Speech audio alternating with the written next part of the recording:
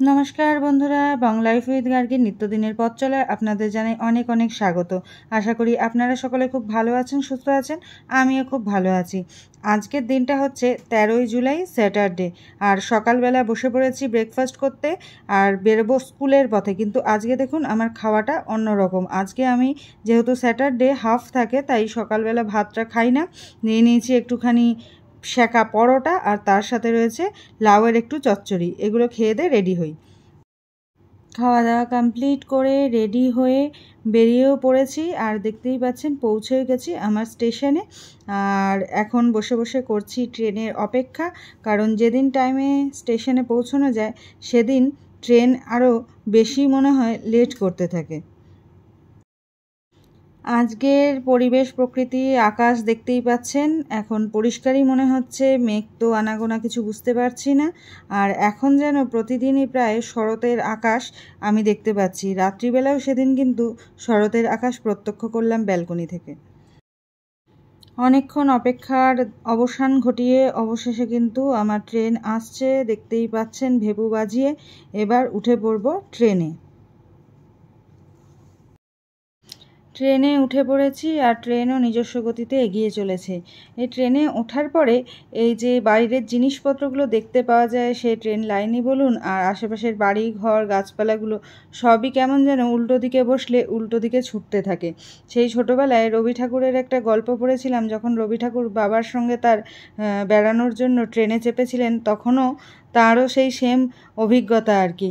প্রত্যেকটা মানুষেরই ছোটোবেলা সমানই কাটে, সে বিশাল বিখ্যাত মনীষী হন বা আমাদের একদম সাধারণ মানুষ, তাই না বলুন? ছোটোবেলায় সেই রবি ঠাকুরের গল্প আমাদেরকেও যখন প্রথম আমরা ট্রেনে চড়ি তখন কিন্তু সেই একই রকম অভিজ্ঞতার সম্মুখীন করেছিল।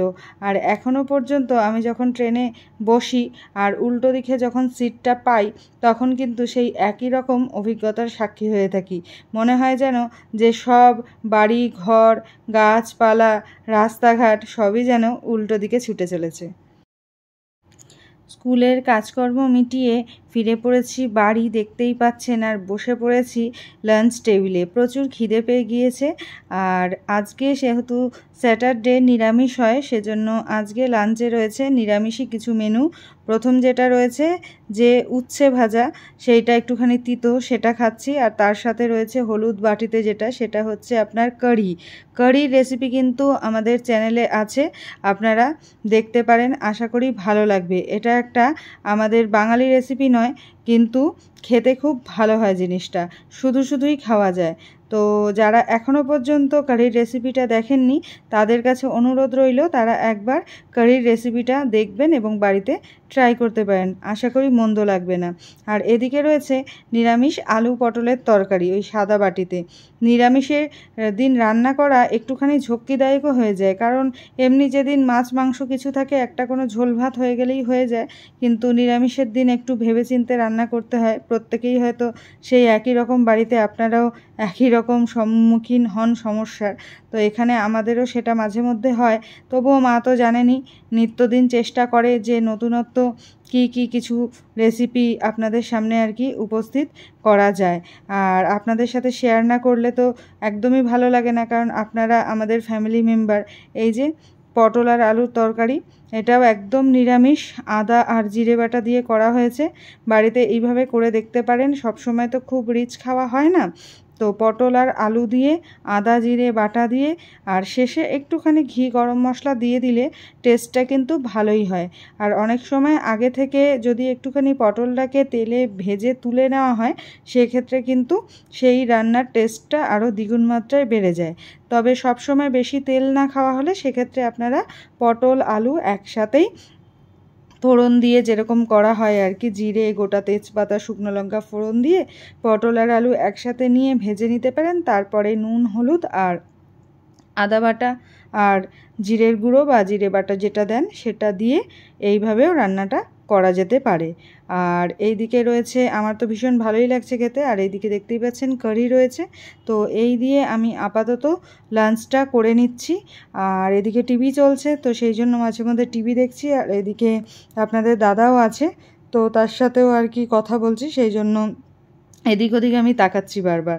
তো যাই হোক, খাওয়া দাওয়াটা করে ফেলি, করে নিয়ে একটুখানি আজকে যেহেতু রেস্ট পাওয়া যাবে, অন্যান্য দিন আমার আসতে লেট হয়ে যায়, তখন আর রেস্টের সময় সেই রকমভাবে থাকে না।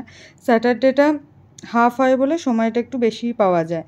তো একটুখানি রেস্ট করে নেব, আর রেস্ট করে নেওয়ার পরে আজকে একটু বিকেলবেলায় বেরোবো মার্কেটে, কারণ আগামীকাল আছে আমার ভাইয়ের মেয়ের অন্নপ্রাশন, তার জন্য কিছু একটা জিনিস কিনতে যাব। দুপুরবেলা খাওয়া দাওয়ার পরে একটু ভালো করে রেস্ট নিয়ে নিলাম। রেস্ট নিয়ে এখন একটুখানি রেডি হয়ে গেছে, দেখতেই পাচ্ছেন। একটু বেরোবো, কালকে আছে ভাইয়ের মেয়ের অন্নপ্রাশন, তো সেখানের জন্য কিছু গিফট নেব, আর আমারও কিছু জিনিসপত্র টুকিটাকি নেওয়ার আছে, তো সেগুলোর জন্য একটুখানি এখন মার্কেটে যাচ্ছি। তাহলে সেগুলো নিয়ে আসি, নিয়ে এসে আবার আপনাদের সামনে সেগুলো শেয়ার করছি যে কি কি কেনা হলো। দেখতেই পাচ্ছেন আপনাদের দাদা বাহন নিয়ে অপেক্ষমান আমার জন্য। অনেক সময় হয় আর কি, ওনাকে একটু নিচে আগেই অপেক্ষা করতে হয় নেমে, কিন্তু বাইরে বেরিয়ে যেটা হলো, দেখুন আকাশটা কি সুন্দর গাঢ় একটা নীলচে রং, মনে হচ্ছে যেন সেই ভিক্সের সেই গাঢ় নীল শিশিটার সেই নীল যেন আকাশে কেউ ছড়িয়ে রেখেছে, অভূতপূর্ব লাগছে দেখতে। আর গাছপালাগুলো যেন আরও গাঢ় সবুজ হয়ে উঠেছে। খুব সুন্দর এই দৃশ্যটা, সন্ধে আসার মুহূর্তটা। রাস্তায় বেরিয়ে অনেক কিছু ডিসিশান নিতে নিতে শেষ পর্যন্ত স্থির হলো যে অন্নপ্রাশন যেহেতু, একটু এই কাঁসার থালা গ্লাস বাটিটাই সবচেয়ে বেস্ট হবে। অনেক কিছুই মনে হচ্ছিল যে কি কি দেওয়া যায় না দেওয়া যায়, কিন্তু যাই হোক অবশেষে আর কি এটাই স্থির করে বাড়ি নিয়ে আসা হলো। আমার তো ভীষণ ভালো লেগেছে, আপনাদের কেমন লেগেছে অবশ্যই জানাবেন। আর সন্ধেবেলা বাড়ি পৌঁছেই 1 কাপ চা নিয়ে বসে পড়েছি, কারণ সারাদিনের যে সমস্ত এনার্জি আর কি ক্ষয়ে যায়, সেগুলোকে আবার রিস্টোর করার জন্য এই চায়ের কোনো বিকল্প হয় না। আমার তো তাই মনে হয়। আপনারা কি সহমত? তাহলে অবশ্যই কমেন্টে জানাবেন কিন্তু।